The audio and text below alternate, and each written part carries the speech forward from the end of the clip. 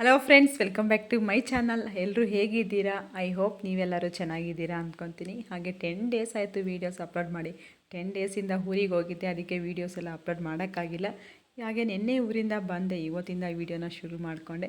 ಇದು Thursday vlog. ಇವತ್ತು ಬೆಳಗಿನ ತಿಂಡಿಗೆ ಸಿಂಪಲ್ಲಾಗಿ ಟೊಮೊಟೊ ಬಾತ್ ಮಾಡ್ತಿದ್ದೀನಿ. ಹಾಗೆ ಇವತ್ತು ಮಾರ್ನಿಂಗು ಕಾಫಿ ಬದಲು ರಾಗಿ ಗಂಜಿ ಮಾಡ್ತಿದ್ದೀನಿ. ರಾಗಿ ಗಂಜಿ ಕುಡಿದು ಒಂದು 10 ಡೇಸ್ ಮೇಲಾಗೋಯಿತು. ಅದು ಸೊ ಊರಿಗೆ ಹೋದ್ಮೇಲೆ ನಾನು ರಾಗಿ ಗಂಜಿ ಕುಡಿದೇ ಇಲ್ಲ. ಅದಕ್ಕೆ ಬೆಳಿಗ್ಗೆ ಇವತ್ತು ರಾಗಿ ಗಂಜಿ ಮಾಡೋಣ ಅಂತ ಒಂದು ಬಟ್ಲಿಗೆ 1.5 ಸ್ಪೂನಷ್ಟು ರಾಗಿ ಹಸಿಟ್ಟು ಹಾಕ್ಕೊಂಡು ಇದಕ್ಕೇ ಸ್ವಲ್ಪ ನೀರು ಹಾಕ್ಕೊಂಡು ಯಾವುದೇ ರೀತಿ ಗಂಟುಗಳದೆ ಚೆನ್ನಾಗಿ ಕಳಿಸ್ಕೊಂಡು ಆಮೇಲೆ ನಮಗೆ ಎಷ್ಟು ನೀರು ಬೇಕೋ, ಸೊ ನಾವೇನಾದ್ರು ಇಬ್ಬರಿಗೆ ಮೂವರಿಗೆ ಎಷ್ಟು ಮಾಡ್ತೀವಿ ಅಂತ ನೋಡಿಕೊಂಡು ಅಷ್ಟು ನೀರನ್ನ ಹಾಕ್ಕೊಂಡ್ಬಿಟ್ಟು ಚೆನ್ನಾಗಿ ಕಳಿಸ್ಕೊಂಡು ಸ್ಟವ್ ಮೇಲೆ ಇಟ್ಕೊಂಡು ಚೆನ್ನಾಗಿ ಕುದಿಸ್ಕೋಬೇಕು. ಒಂದು 10 ನಿಮಿಷ ಚೆನ್ನಾಗಿ ಕುದಿಸ್ಕೊಂಡ್ರೆ ಸ್ವಲ್ಪ ಗಟ್ಟಿ ಆಗ್ತಾ ಬರುತ್ತೆ ಗಂಜಿ.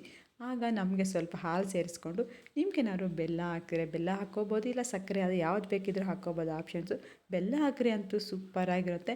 ಇಲ್ಲ ನೀವೇನಾದರೂ ಡಯಾಬಿಟಿಸ್ ಪೇಷಂಟ್ಸ್ ಆಗಿದ್ದರೆ ಸ್ವಲ್ಪ ಸಾಲ್ಟ್ ಹಾಕ್ಕೊಂಡು ಕುಡೀರಿ. ಯಾವುದು ಶುಗರು ಹಾಲು ಏನೂ ಹಾಕ್ಕೊಂಡಿರ ತುಂಬಾ ಚೆನ್ನಾಗಿರುತ್ತೆ ರಾಗಿ ಗಂಜಿ. ದೇಹಕ್ಕೂ ತಂಪು ಕೊಡುತ್ತೆ. ಸೊ ನಾವು ವೀಕ್ಲಿ ಒಂದು ಸಾರಿ ಈ ಥರ ಗಂಜಿ ಕುಡಿಯೋದು, ನಮಗೂ ಎನರ್ಜಿನೂ ಇರುತ್ತೆ. ತುಂಬ ಟೇಸ್ಟಿಯಾಗಿರೋಂಥ ಈ ಥರ ಹಾಲು ಹಾಕ್ಕೊಂಡು ಕುಡಿದ್ರೆ ಸ್ವಲ್ಪ ತಣ್ಣಗಾದ್ಮೇಲೆ ಇದನ್ನು ಕುಡಿದ್ರೆ ತುಂಬಾ ಚೆನ್ನಾಗಿರುತ್ತೆ. ಡಯಾಬಿಟಿಸ್ ಇರೋರು ಮಾರ್ನಿಂಗು ಮತ್ತು ಈವ್ನಿಂಗು 2 ಟೈಮ್ಸ್ ಈ ಥರ ರಾಗಿ ಗಂಜಿ ಕುಡೀರಿ. ಬಟ್ ಶುಗರು ಬೆಲ್ಲ ಹಾಕ್ಕೊಂಡಿರ ಬರೀ ಉಪ್ಪು ಹಾಕ್ಕೊಂಡು ಕುಡೀರಿ. ನೀವು ಬೇಕಾದ್ರೆ ಒಂದು 10 ಡೇಸ್ ಈ ಥರ ಕುಡಿದ್ಬಿಟ್ಟು ಶುಗರ್ನ ಚೆಕ್ ಮಾಡಿಸ್ಕೊಳ್ಳಿ. ನಿಮ್ಮ ಶುಗರ್ ಲೆವೆಲ್ ಎಲ್ಲ ಕಮ್ಮಿ ಆಗಿರುತ್ತೆ. ಅಷ್ಟರಲ್ಲಿ ನೀವು ಈ ಥರ ರೆಗ್ಯುಲರಾಗಿ ಕುಡಿಯೋದನ್ನ ಶುಗರ್ ಲೆವೆಲ್ ನಾರ್ಮಲ್ಗೆ ಬರುತ್ತೆ. ಬೇಕಾದ್ರೆ ನೀವು 10 ಡೇಸ್ ಈ ಥರ ಟ್ರೈ ಮಾಡಿ, ಆಮೇಲೆ ಚೆಕ್ ಮಾಡಿ, ನಿಮಗೆ ಗೊತ್ತಾಗುತ್ತೆ ರಿಸಲ್ಟ್ ಅನ್ನೋದು. ಹಾಗೆ ಇವತ್ತು ಟೊಮೊಟೊ ಬಾತ್ ತುಂಬ ಸಿಂಪಲಾಗಿ ಮಾಡ್ತಿದ್ದೀನಿ. ಯಾಕಂದರೆ ನಾನು ಊರಿಗೆ ಹೋದ್ಮೇಲೆ ಒಂದು 10 ಡೇಸ್ ಆಯ್ತಲ್ಲ, ಅದಕ್ಕೆ ಮನೆಯೆಲ್ಲ ಸ್ವಲ್ಪ ಕ್ಲೀನ್ ಮಾಡ್ಕೋಬೇಕಾಗಿದೆ. ಅದಕ್ಕೆ ಬೆಳಿಗ್ಗೆ ಸ್ವಲ್ಪ ಈ ಥರ ಸಿಂಪಲ್ಲಾಗಿ ಮಾಡ್ಕೊಂಡು ನನಗೂ ಟೈಮ್ ಸೇವಿಂಗ್ಸ್ ಆಗುತ್ತೆ ಅಂತ ಹೇಳ್ಬಿಟ್ಟು ಇದಕ್ಕೆ ಒಂದು ಈರುಳ್ಳಿ, ಸ್ವಲ್ಪ ಕೊತ್ತಂಬರಿ, ಹಾಗೆ ಪುದೀನ, ಇದರ ಜೊತೆಗೆ ಒಂದು 4ರಿಂದ 5 ಟೊಮೊಟೊ. ನಾನು ಈ ನಾಟಿ ಟೊಮೊಟೊನ ಊರಿಂದ ತೊಗೊಬಂದಿದ್ದು, ತುಂಬಾ ಚೆನ್ನಾಗಿರುತ್ತೆ. ಈ ಥರ ನಾಟಿ ಟೊಮೊಟೊ ಬಳಸಿ ಟೊಮೊಟೊ ಬಾತ್ ಮಾಡಿದ್ರೆ ಸೂಪರಾಗಿರುತ್ತೆ. ಹಾಗೆ ಇದರ ಜೊತೆಗೇ ಒಂದು ಅರ್ಧ ಕ್ಯಾಪ್ಸಿಕಮ್ನ ತೊಗೊಂಡಿದ್ದೀನಿ. ಇದನ್ನೆಲ್ಲ ಕಟ್ ಮಾಡ್ಕೊಂಡು ಇಟ್ಕೊಳ್ಳೋಣ. ಹಾಗೆ ಇದರ ಜೊತೆಗೇ ಸ್ವಲ್ಪ ಒಣಗಿರೋ ಬಟಾಣಿ ನಾನು ನೈಟೆಲ್ಲ ನೆನೆಸಿಕೊಂಡಿದ್ದೆ. ಹಾಗೆ ನಿಮ್ಮ ಹತ್ರ ಹಸಿ ಬಟಾಣಿ ಇದ್ದರೆ ಹಸಿ ಬಟಾಣಿ ಬಳಸಿ, ಇಲ್ಲ ಅಂದರೆ ಸ್ಕಿಪ್ ಮಾಡಿ, ಪರವಾಗಿಲ್ಲ. ಹಾಗೆ ಸ್ಟವ್ ಆನ್ ಮಾಡಿಕೊಂಡು ಒಂದು ಕುಕ್ಕರ್ ಇಟ್ಕೊಂಡು ಇದಕ್ಕೆ 5ರಿಂದ 6 ಸ್ಪೂನಷ್ಟು ಆಯಿಲ್ ಹಾಕ್ಕೊಳ್ಳೋಣ. ಹಾಗೆ ಈಗ ಇದ್ರ ಜೊತೆಗೇ ನಿಮ್ಗೇನಾದ್ರು ಒಗ್ಗರಣೆ ಟೈಮಲ್ಲೇ ತುಪ್ಪ ಹಾಕ್ಕೋಬೇಕು ಅಂತಂದರೆ ಒಂದು 2 ಸ್ಪೂನಷ್ಟು ತುಪ್ಪ ಹಾಕ್ಕೊಳ್ಳಿ.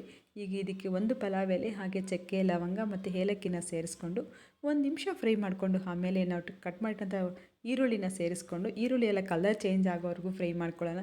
ಆಮೇಲೆ ಇದಕ್ಕೆ ಒಂದು 2 ಸ್ಪೂನಷ್ಟು ಶುಂಠಿ ಬೆಳ್ಳುಳ್ಳಿ ಪೇಸ್ಟ್ ಹಾಕ್ಕೊಂಡ್ಬಿಟ್ಟು ಅದರಲ್ಲಿ ಹಸಿ ವಾಸನೆ ಎಲ್ಲ ಹೋಗೋವರೆಗೂ ಫ್ರೈ ಮಾಡ್ಕೊಂಡು ಇದಕ್ಕೆ ಹಸಿಮೆಣಸಿನ್ಕಾಯಿ ಹಾಗೆ ನಾವು ಬಟಾಣಿ ನೆನೆಸಿಕೊಂಡಿದ್ವಲ್ಲ ಅದನ್ನು ಸೇರಿಸ್ಕೊಂಡು ಒಂದು 3 ನಿಮಿಷ ಫ್ರೈ ಮಾಡ್ಕೋಬೇಕು. ಆಮೇಲೆ ಇದಕ್ಕೆ ಸ್ವಲ್ಪ ಕೊತ್ತಂಬರಿ, ಸ್ವಲ್ಪ ಪುದೀನ ಹಾಕ್ಕೊಂಡು ಒಂದು 2 ನಿಮಿಷ ಫ್ರೈ ಮಾಡ್ಕೊಳ್ಳೋಣ. ಇದ್ರ ಜೊತೆಗೇ ಟೊಮೊಟೊ ಕಟ್ ಮಾಡಿಟ್ಟದ್ದಲ್ವ ಅದನ್ನು ಸೇರಿಸ್ಕೊಂಡು, ಸೊ ಟೊಮೊಟೊ ನಿಮಗೆ ಬೇಕಿದ್ದರೆ ಸಣ್ಣಕ್ಕೂ ಕಟ್ ಮಾಡ್ಕೋಬೋದು, ಇಲ್ಲ ಉದ್ದಕ್ಕೂ ಕಟ್ ಮಾಡ್ಕೋಬೋದು. ಬಟ್ ಉದ್ದಕ್ಕೆ ಹಾಕಿದ್ರೆ ಟೊಮೊಟೊ ಬಾತ್ಗೆ ತುಂಬಾ ಚೆನ್ನಾಗಿರುತ್ತೆ. ಸಣ್ಣಕ್ಕೆ ಕಟ್ ಮಾಡಬಾರ್ದು, ಸ್ವಲ್ಪ ದೊಡ್ಡ ಸೈಜಲ್ಲಿ ಉದ್ದುದ್ದಕ್ಕೆ ಕಟ್ ಮಾಡಿ ತುಂಬ ಚೆನ್ನಾಗಿರ್ತವೆ. ಆ ಟೊಮೊಟೊ ಹಾಕಿದ ಮೇಲೆ ಚೆನ್ನಾಗಿ ಫ್ರೈ ಮಾಡ್ಕೊಂಡು ಟೊಮೊಟೊ ಎಲ್ಲ ಸಾಫ್ಟ್ ಆಗೋವರೆಗೂ ಅಲ್ಲಿವರೆಗೂ ಚೆನ್ನಾಗಿ ಫ್ರೈ ಮಾಡಿಕೊಂಡು ಇದರ ಜೊತೆಗೇ ಕ್ಯಾಪ್ಸಿಕಮ್ನ ಹಾಕ್ಕೊಂಡ್ಬಿಟ್ಟು ಫ್ರೈ ಮಾಡ್ಕೊಳ್ಳೋಣ. ನಮಗೇನಾದ್ರು ಮಾರ್ನಿಂಗ್ ಹೊತ್ತು ಟೈಮ್ ಇಲ್ಲ ಅಂತಂದರೆ, ಇಲ್ಲ ನಾವು ಏನಾದ್ರು ಹೊರಗಡೆ ಹೋಗಬೇಕು ಅಂದ್ಕೊಂಡಾಗ ಟೈಮ್ ಇಲ್ಲ ಅಂತ ಈ ಥರ ಬೇಗ ಆಗುವಂಥ ರೆಸಿಪಿ ಇದು ಟೊಮೊಟೊ ಬಾತ್. ತುಂಬ ಸಿಂಪಲ್ಲಾಗಿ ಆಗಿಬಿಡುತ್ತೆ, ಬೇಗನೂ ಆಗಿಬಿಡುತ್ತೆ. ಒಂದು 10 ಮಿನಿಟ್ಸ್ಗೆಲ್ಲ ಮಾಡಿಬಿಡ್ಬೋದು ಈ ಟೊಮೊಟೊ ಬಾತ್ನ. ಈಗ ಟೊಮೊಟೊ ಎಲ್ಲ ಸಾಫ್ಟ್ ಆದಮೇಲೆ ನಾವು ಎಷ್ಟು ಕ್ವಾಂಟಿಟಿಯಲ್ಲಿ ಅಕ್ಕಿ ತೊಗೊಂಡಿದ್ದೀವೋ ಅದರ ಡಬಲ್ ಕ್ವಾಂಟಿಟಿಯಲ್ಲೇ ನೀರನ್ನ ಸೇರಿಸ್ಕೋಬೇಕು. ನಾನು 1.5 ಲೋಟ ಅಷ್ಟು ಅಕ್ಕಿ ತೊಗೊಂಡಿದ್ದೆ, ಅದಕ್ಕೆ 3 ಲೋಟ ಅಷ್ಟು ನೀರನ್ನ ಸೇರಿಸ್ಬಿಟ್ಟು ಹಾಗೆ ಇದರ ಜೊತೆಗೆ ನೀವು ರುಚಿಗೆ ತಕ್ಕಷ್ಟು ಉಪ್ಪನ್ನ ಹಾಕ್ಕೊಳ್ಳೋಣ. ನಿಮ್ಗೇನಾದ್ರು ಹಸಿಮೆಣಸಿನ್ಕಾಯಿ ಖಾರ ಕಮ್ಮಿ ಇತ್ತು ಅಂದರೆ ಸ್ವಲ್ಪ ಚಿಲ್ಲಿ ಪೌಡರ್ ಆ್ಯಡ್ ಮಾಡ್ಕೊಳ್ಳಿ. ಹಾಗೆ ಇದರ ಜೊತೆಗೇ 1 ಸ್ಪೂನಷ್ಟು ಧನಿಯಾ ಪುಡಿ, ಹಾಗೆ 1 ಸ್ಪೂನಷ್ಟು ಗರಂ ಮಸಾಲ ಹಾಕ್ಬಿಟ್ಟು ಚೆನ್ನಾಗಿ ಕಳಿಸ್ಕೊಳ್ಳೋಣ. ಈಗ ಈ ನೀರೆಲ್ಲ ಚೆನ್ನಾಗಿ ಕುದಿ ಬರಬೇಕು. ಹಾಗೆ ಅಕ್ಕಿನ ಮೊದಲೇ ನೆನೆಸಿಕ್ಕೋಬೇಕು. ನಾವು ಟೊಮೊಟೊ ಬಾತ್ಗೆ ತರಕಾರಿ ಎಲ್ಲ ಕಟ್ ಮಾಡ್ಕೊತೀವಲ್ಲ, ಆ ಸ್ಟೇಜಲ್ಲೇ ಅಕ್ಕಿನ ನೆನೆಸಿಕ್ಕೊಬಿಡಿ. ಅಕ್ಕಿ ನೆನೆಸಿಕ್ಕೋದ್ರಿಂದ ಬೇಗನೂ ರೈಸ್ ಆಗಿಬಿಡುತ್ತೆ, ಅಷ್ಟೆಲ್ಲ ತುಂಬ ಸಾಫ್ಟಾಗೂ ಇರುತ್ತೆ. ಈಗ ನೀರು ಕುದಿ ಬರೋ ಟೈಮಲ್ಲಿ ನೆನೆಸಿಟ್ಟಂಥ ಅಕ್ಕಿನ ಹಾಕ್ಕೊಂಬಿಟ್ಟು ಚೆನ್ನಾಗಿ ಕಳಿಸ್ಬಿಟ್ಟು, ಹಾಗೆ ಇನ್ನೂ ಸ್ವಲ್ಪ ಉಳಿದಿರುತ್ತಲ್ಲ ಕೊತ್ತಂಬರಿ ಮತ್ತು ಪುದೀನ, ಅದನ್ನು ಹಾಕ್ಕೊಂಡು ಕೊನೆಗೆ 1 ಸ್ಪೂನ್ ಅಷ್ಟು ತುಪ್ಪನ ಹಾಕಿಬಿಟ್ಟು ಚೆನ್ನಾಗಿ ಕಳಿಸ್ಬಿಟ್ಟು ಮುಚ್ಚಳ ಹಾಕಿಬಿಟ್ಟು ಒಂದು 3 ವಿಸಿಲ್ ಹಾಕಿಸ್ಕೊಂಡ್ರೆ ಸಾಕು, ಟೊಮೊಟೊ ಬಾತ್ ರೆಡಿ ಆಗುತ್ತೆ. ನಿಜ ಬಿಸಿ ಬಿಸಿ ಟೊಮೊಟೊ ಬಾತ್. ಇದಕ್ಕೆ ಯಾವುದೇ ರೀತಿ ಕಾಂಬಿನೇಷನ್ ಆಗಿ ಮೊಸರು ಬಜ್ಜಿ ಆಗಲಿ ಚಟ್ನಿ ಆಗಲಿ ಏನೂ ಅವಶ್ಯಕತೆ ಇಲ್ಲ, ಅಷ್ಟು ಚೆನ್ನಾಗಿರುತ್ತೆ, ತುಂಬಾ ಚೆನ್ನಾಗಿರುತ್ತೆ. ಈಗ ವಿಸಿಲು ಸಹ 3 ಬಂದಿದೆ. ಈಗ ತಣ್ಣಗಾದ್ಮೇಲೆ ನೋಡ್ತೀವಿ ಎಷ್ಟು ಉದುರುದಾಗಿ ರೆಡಿಯಾಗಿದೆ.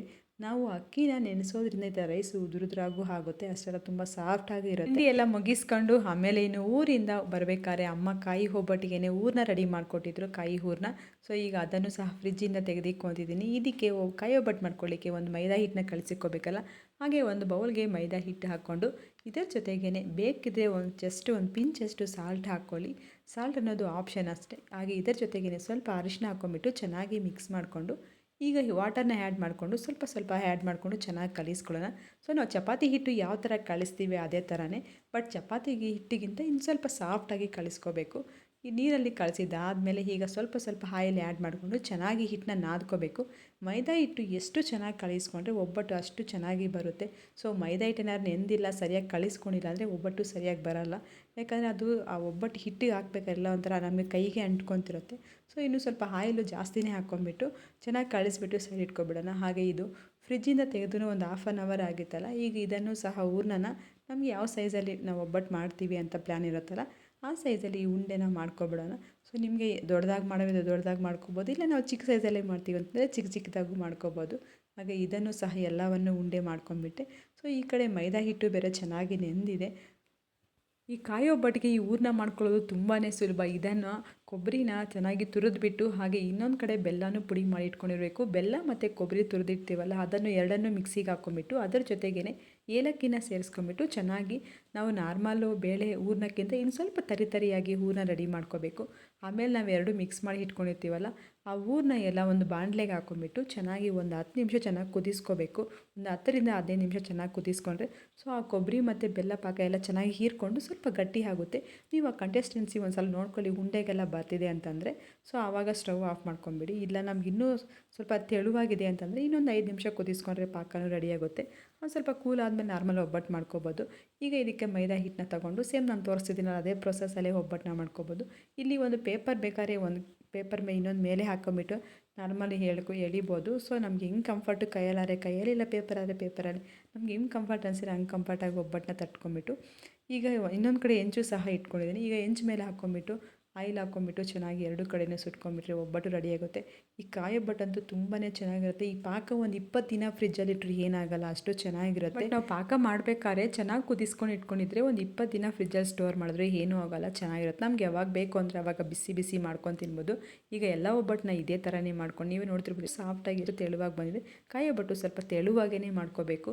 ಹಾಗೆ ಮಧ್ಯಾಹ್ನದ ಊಟಕ್ಕೆ ಅಂತ ಹೇಳ್ಬಿಟ್ಟು ಇವತ್ತು ಊರಿಂದನೇ ಸ್ವಲ್ಪ ಸೊಪ್ಪು ತೊಗೊಬಂದೆ. ಆ ಸೊಪ್ಪು ಸಾರು ಮಾಡ್ಕೊಳ್ಳೋಣ ಅಂತ ಹೇಳ್ಬಿಟ್ಟು ಇದಕ್ಕೆ ಹಾಗೆ ಹಣ್ಣಾಗಿರುವಂಥ ಹಸಿಮೆಣ್ಸಿನ್ಕಾಯಿ ಹಾಕ್ತಿದ್ದೀನಿ. ಕೆಲವೊಂದು ಸಾಂಬಾರುಗಳಿಗೆಲ್ಲ ಹಣ್ಣಾಗಿರುವಂಥ ಮೆಣಸಿನ್ಕಾಯಿ ಬಳಸಿದ್ರೆ ತುಂಬಾ ಟೇಸ್ಟಿಯಾಗಿರುತ್ತೆ. ಸೊ ನಾವು ಯಾವ ರೆಸಿಪೀಸಿಗೆ ಬಳಸಬೇಕು ಅಂತ ತಿಳ್ಕೊಂಡ್ರೆ ಸಾಕು. ಹಾಗೆ ಇದರ ಜೊತೆಗೇ ಟೊಮೊಟೊ, ಹಣ್ಣಾಗಿರುವಂಥ ಮೆಣಸಿನ್ಕಾಯಿ, ಸ್ವಲ್ಪ ಹುಣಸೆ ಹಣ್ಣು, ಹಾಗೆ ಸ್ವಲ್ಪ ಬೆಳ್ಳುಳ್ಳಿನ ಸಿಪ್ಪೆ ತೆಗೆದಿಟ್ಕೊಂಡಿದ್ದೀನಿ. ಹಾಗೆ ಇದರ ಜೊತೆಗೇ ಒಂದು ಈರುಳ್ಳಿ ಸಹ ಕಟ್ ಮಾಡಿ ಇಟ್ಕೊತಿದ್ದೀನಿ. ಸೊ ಈ ಸೊಪ್ಪಿಗೆ ಹೆಸರು ಗೊತ್ತಿಲ್ಲ ನನಗೆ ಏನು ಅಂತಾರೆ ಅಂತ, ಬಟ್ ಈ ಸೊಪ್ಪಂತೂ ಪಪ್ಪು ಮಾಡಿದ್ರೆ ಸೂಪರಾಗಿರುತ್ತೆ. ಈ ಸೊಪ್ಪಂತೂ ಸಖತ್ತಾಗಿರುತ್ತೆ ತಿನ್ನೋಕ್ಕೆ. ಸ್ವಲ್ಪ ಸೊಪ್ಪು ಎಲ್ಲ ಅಂಟಿರುತ್ತೆ, ಬಟ್ ಇದ್ರ ಹೆಸರು ಏನು ಅಂತ ನನಗೆ ಗೊತ್ತಿಲ್ಲ. ಹಾಗೆ ಈ ಟೊಮೊಟೊ ಅಂತೂ ಇವಾಗಂತೂ ಟೊಮೊಟೊ ರೇಟು ಹೇಳೋಕ್ಕೆ ಆಗೋಲ್ಲ, ಗಗನಕ್ಕೆ ಆಗಿಬಿಟ್ಟಿದೆ. ಸೊ 120 ರೂಪಾಯಿ ಇದೆ ನಮ್ಮ ಕಡೆ ಎಲ್ಲ ಟೊಮೊಟೊ kg, ಅಷ್ಟು ರೇಟ್ ಆಗಿಬಿಟ್ಟಿದೆ. ಇವಾಗಂತೂ ಟೊಮೊಟೊ ಸ್ವಲ್ಪ ಜಾಸ್ತಿ ಬಳಸೋಕ್ಕೆ ಭಯ ಆಗಿಬಿಡುತ್ತೆ. ಇಷ್ಟೊಂದು ರೇಟ್ ಆಗಿಬಿಟ್ಟಿತ್ತಲ್ಲ, ಹೆಂಗೆ ಬಳಸೋದು? 120 ರೂಪಾಯಿ ಕೊಟ್ಟರೆ ಒಂದು 6-7 ಟೊಮೊಟೊ ಬರ್ತಾವೆ ಅಷ್ಟೇ ಅಲ್ಲ kgಗೆ. ಸೊ ಅದನ್ನು ಎಷ್ಟು ದಿನ ಮಾಡ್ಬೋದು ಅಂತ ಲೆಕ್ಕಾಚಾರ ಮಾಡ್ಕೊಂಡ್ರೆ ನಮಗೆ ಒಂಥರ ಅನಿಸ್ಬಿಡುತ್ತೆ. ಸೊ ನಾವು ರೆಗ್ಯುಲರಾಗಿ ಟೊಮೊಟೊ ಕಮ್ಮಿ ಇದ್ದಾಗ ಸ್ವಲ್ಪ ಜಾಸ್ತಿನೇ ಬಳಸ್ತಿರ್ತೀವಲ್ಲ, ಈ ಥರ ಸಡನ್ನಾಗಿ ರೇಟ್ ಆದಾಗ ಸೊ ನಾವು ಎರಡನ್ನೂ ಮ್ಯಾನೇಜ್ ಮಾಡ್ಕೋಬೇಕು. ಸೊ ನಾವು ಲೇಡೀಸ್ ಅಂದಮೇಲೆ ರೇಟ್ ಜಾಸ್ತಿ ಇದ್ದಾಗ ಯಾವ ಥರ ಬಳಸಬೇಕು, ರೇಟ್ ಕಮ್ಮಿ ಇದ್ದಾಗ ಯಾವ ಥರ ಬಳಸಬೇಕು ಅಂತ ನಮಗೆ ಅಲ್ವಾ ಗೊತ್ತಿರೋದು. ಯಾಕಂದ್ರೆ ನಾವು ರೆಗ್ಯುಲರಾಗಿ ಅಡುಗೆ ಮಾಡ್ತಿರ್ತೀವಲ್ಲ. ಹಾಗೆ ಇದನ್ನೆಲ್ಲ ಒಂದು ಕುಕ್ಕರ್ಗೆ ಹಾಕ್ಕೊಂಬಿಡೋಣ. ಹಾಗೆ ಇದರ ಜೊತೆಗೇ ಟೊಮೊಟೊ ಸ್ವಲ್ಪ ಜಾಸ್ತಿ ಹಾಕ್ರಿ, ಚೆನ್ನಾಗಿರುತ್ತೆ ಈ ಸೊಪ್ಪು ಸಾರಿಗೆ. ಬಟ್ ಇವಾಗ ರೇಟ್ ಕಮ್ಮಿ ಇರೋದನ್ನ ನಾವು ನೋಡಿಕೊಂಡೇ ಬಳಸಬೇಕಲ್ವ. ಹಾಗೆ ಈ ಸೊಪ್ಪನ್ನ ಚೆನ್ನಾಗಿ ತೊಳೆದ್ಬಿಟ್ಟು ಒಂದು 2 ಸಲ ವಾಶ್ ಮಾಡಿಬಿಟ್ಟು ಹಾಕ್ಕೊಳ್ಳೋಣ. ಇದರ ಜೊತೆಗೇ ಸ್ವಲ್ಪ ತೊಗರಿಬೇಳೆನೂ ಹಾಕ್ಕೊಳ್ಳೋಣ. ಒಂದು ಅರ್ಧ ಕಪ್ಪಷ್ಟು ತೊಗರಿಬೇಳೆ ಹಾಕ್ಕೊಳ್ಳೋಣ. ತೊಗರಿಬೇಳೆ ಏನಾದ್ರು ಹಾಕಿಲ್ಲ ಅಂತಂದರೆ ಇದರ ಜೊತೆಗೇ ಬದನೆಕಾಯಿ ಹಾಗೆ ಹೀರೆಕಾಯಿ ಹಾಕಿಬಿಟ್ಟು ಬರೀ ಸೊಪ್ಪುದೇ ಮಾಡ್ಕೊಬೋದು. ಆ ಥರ ಹೀರೆಕಾಯಿ ಹಾಕಿದ ಮೇಲೆ ಚೆನ್ನಾಗಿ ಮಸಿದ್ಬಿಟ್ರೆ ಸೂಪರಾಗಿರುತ್ತೆ. ಅದು ಬಿಸಿ ಬಿಸಿ ಮುದ್ದೆ ಜೊತೆಗೆ ಚೆನ್ನಾಗಿರುತ್ತೆ. ಈಗ ಸ್ವಲ್ಪ ಬೇಳೆನೂ ಹಾಕ್ಕೊಂಬಿಟ್ರೆ ಈ ಥರ ಪಪ್ಪು ಥರ ಮಾಡ್ಕೊಂಡ್ರೆ ಚೆನ್ನಾಗಿರುತ್ತೆ. ಇದರ ಜೊತೆಗೆ ಒಂದು 2 ಸ್ಪೂನಷ್ಟು ಮಸಾಲ ಪೌಡರ್ ಇಲ್ಲ ಧನಿಯಾ ಪುಡಿ ಒಂದು 2 ಸ್ಪೂನು, ಹಾಗೆ ಸ್ವಲ್ಪ ಅರಿಶಿನ ಸೇರಿಸ್ಕೊಂಡು ರುಚಿಗೆ ತಕ್ಕಷ್ಟು ಉಪ್ಪನ್ನ ಹಾಕ್ಕೊಂಬಿಟ್ಟು ನಮಗೆ ನೀರು ಎಷ್ಟು ಬೇಕೋ ಅಷ್ಟನ್ನ ಹಾಕ್ಕೊಂಬಿಟ್ಟು ಮುಚ್ಚಳ ಹಾಕಿಬಿಟ್ಟು ಒಂದು 4 ವಿಸಿಲ್ ಹಾಕಿಸ್ಕೊಂಡು ಆದಮೇಲೆ ಇದನ್ನು ಚೆನ್ನಾಗಿ ನೀರೆಲ್ಲ ಬಗ್ಗಿಸ್ಬಿಟ್ಟು ಮಸ್ದಿಟ್ಕೋಬೇಕು.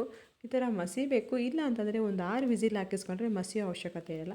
ಆಮೇಲೆ ಜಸ್ಟ್ ಒಂದು ಮ್ಯಾಶರಿಂದ ಮ್ಯಾಶ್ ಮಾಡ್ಕೊಂಬಿಟ್ರೆ ಸರಿ ಹೋಗುತ್ತೆ. ಈಗ ನಾನು ನೀರೆಲ್ಲ ಬಗ್ಗಿಸ್ಬಿಟ್ಟು ಮಸ್ತ್ಕೊಂಡಿದ್ದೀನಿ. ಈಗ ಬಗ್ಗಿಸಿದಂತ ಕಟ್ಟಿರುತ್ತಲ್ಲ ಅದನ್ನು ಒಗ್ಗರಣೆ ಮಾಡ್ಕೊತ ಅದು ರಸಮ್ಮು ಪಾಪುಗೆ ತಿನ್ಸೋಕ್ಕೆ ತುಂಬಾ ಚೆನ್ನಾಗಿರುತ್ತೆ. ಅವಳು ಇಷ್ಟಪಟ್ಟು ತಿಂತಾಳೆ. ನಾವು ರೈಸ್ ಜೊತೆಗೆ ತಿನ್ಬೋದು, ತುಂಬ ಚೆನ್ನಾಗಿರುತ್ತೆ. ಅದನ್ನು ರಸಮ್ಮು ಸಹ ಮಾಡ್ಕೊಂಬಿಟ್ಟೆ. ಈಗ ಈ ಒಗ್ಗರಣೆ ಮಾಡ್ಕೊಳ್ಳಿಕ್ಕೆ ಒಂದು ಚಿಕ್ಕದೊಂದು ಬಾಂಡೆಗೆ ಆಯಿಲು, ಸಾಸಿವೆ ಹಾಗೆ ಜೀರಿಗೆ, ಕರಿಬೇವು ಹಾಕ್ಕೊಂಬಿಟ್ಟು ಈ ಒಗ್ಗರಣೆ ಇದಾಗ ಮಿಕ್ಸ್ ಮಾಡ್ಕೊಂಬಿಟ್ಟು ಸ್ಟವ್ ಮೇಲೆ ಇಕ್ಕೊಂಬಿಟ್ಟು ಒಂದು 10 ನಿಮಿಷ ಕುದಿಸ್ಕೊಂಡ್ರೆ ಈ ಸೊಪ್ಪು ಸಾರು ರೆಡಿಯಾಗುತ್ತೆ.